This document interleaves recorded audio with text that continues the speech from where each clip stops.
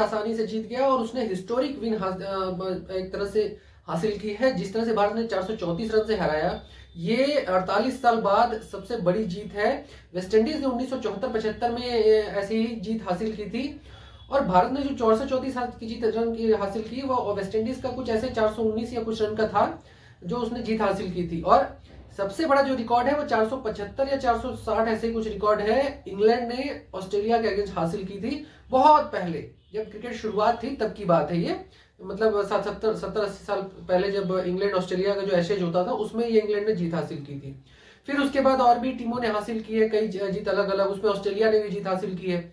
भारत तो ऐसे नंबरों पे 7वें 8वें नंबर पर है जहां पे सबसे बड़ी जीत हासिल भारत ने किया। आज का अगर जीत को देखा जाए, भारत के क्रिकेट इतिहास में ये सबसे बड़ी जीत हासिल है, सबसे बड़ी जीत है। इससे पहले 331 या 313 ऐसी कुछ जीत जो है वो विराट कोहली कप्तानी में विराट कोहली ने हासिल की थी, लेकिन अब सबसे बड़ी जीत ये हो चुकी है। एक इंपॉर्टेंट बात ये भी है, देखिए यशस्वी जायसवाल के लिहाज से देखा जाए कि यशस्वी जायसवाल ने वो कारनामा करके दिखा दिया जो भारतीय क्रिकेट इतिहास में बहुत ही रेयर बल्लेबाजों ने किया है। बात ये भी कर सकते हैं कि उन्होंने लगभग 550 से ऊपर रन बनाए हैं एक सीरीज में, जो कि सुनील गावस्कर ने किया था और सुनील गावस्कर के रिकॉर्ड को उन्होंने तोड़ दिया है। अब एक इंपॉर्टेंट चीज ये भी है कि अभी ये सीरीज कंटिन्यू है, तो अभी देखते हैं वो कहां तक पहुंचते हैं। दूसरी बड़ी बात यह है कि सरफराज ने दोनों में हाफ सेंचुरी बनाई, जो कि वो चौथे नंबर पर है दोनों पारी में हाफ सेंचुरी बनाने में डेब्यू मैच में। और अगर यशस्वी की बात करें तो यशस्वी ने बैक टू बैक सेंचुरी लगाने में कई बड़े रिकॉर्ड जो है वो पुराने तोड़ दिए हैं, वर्ल्ड रिकॉर्ड तोड़े हैं, तो वो भी एक रिकॉर्ड है। और सबसे बड़ी बात यह है कि भारत के लिहाज से अगर देखा जाए तो WTC यानी वर्ल्ड टेस्ट चैंपियनशिप में भारत इस समय दूसरे नंबर पर पहुंच गया है, ऑस्ट्रेलिया को पीछे कर दिया है उसने। भारत के लगभग 57 पॉइंट हो गए हैं, जबकि ऑस्ट्रेलिया के 54 या 55 ऐसे कुछ पॉइंट हैं। पहले भारत तीसरे नंबर पर आ गया था, तीसरे चौथे नंबर तक आ गया था। इंग्लैंड 7वें नंबर पर चला गया है। पहले नंबर पर न्यूजीलैंड है जो कि लगभग 70% जो पॉइंट है वो उसके हैं। 70 इसलिए क्योंकि उसने अपनी विनिंग पोजीशन हासिल की है। भारत के लगभग 3 ऐसे थे, भारत ने 57 के आसपास आ गया है। ये WTC में भारत दूसरे नंबर पर दोबारा आ गया है। फिर इसके बाद अगर बात करें भारत की पूरे सिचुएशन की, तो देखिए सबसे इंपॉर्टेंट बात ये रही कि इस पूरे मैच में भारत नए खिलाड़ियों के साथ खेला। जुरैल देखिए उन्होंने विकेट कीपर थे, उन्होंने पदार्पण किया, पहला टेस्ट खेला। सरफराज पहला टेस्ट खेला। उसके बाद यशस्वी जायसवाल की बात करें तो उनका भी अगर ये देखें तो 10-12 इनिंग ही अभी वो उन्होंने लगभग खेली हुई है। तो फिर उसके बाद इंपॉर्टेंट बात देखिए शुभमन गिल जिन्होंने मात्र 21 टेस्ट खेले हैं अभी, यानी 5-6 प्लेयर ऐसे हैं जिन्होंने अभी एकदम जस्ट शुरुआत की है अभी क्रिकेट की, और उनके बलबूते पे भारत ने दोनों इनिंग में 400 रन बनाए। भारत ने 400 रन दोनों इनिंग में बनाए हैं। इससे पहले भारत ने तकरीबन 6-7 साल पहले भारत ने दोनों इनिंग में 400 रन बनाए थे अगेंस्ट द वेस्ट इंडीज।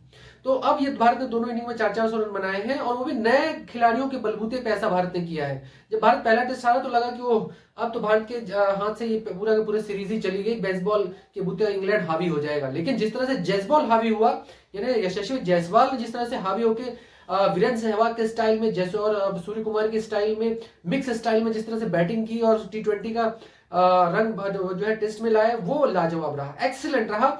और आप सभी इसकी तारीफ कर रहे होंगे और टेस्ट आप मीडिया में भी इस बात को देख ही रहे होंगे। जो रिकॉर्ड मैंने अभी बताया वो मीडिया में भी आपने सुना ही होगा, देखा ही होगा। लेकिन यशस्वी जायसवाल की तारीफ करनी पड़ेगी, उन्होंने पूरा क्रिकेट का एक स्वरूप ही चेंज कर दिया। और ये इसका सबसे बड़ा एग्जाम्पल सेट किया रोहित शर्मा ने। रोहित शर्मा ने जिस तरह से रविंद्र जडेजा के साथ जो 33 पे 3 विकेट गिरे वहां से उन्होंने शुरू किया। एक कॉमन फैक्टर ये रहा कि भारत ने भी 33 पे 3 विकेट खोए और इंग्लैंड की बात करें तो इंग्लैंड ने भी 28 पे 4 खो दिए थे। तो दोनों की सिचुएशन सेम थी, लेकिन वहां से निकला कौन? भारत।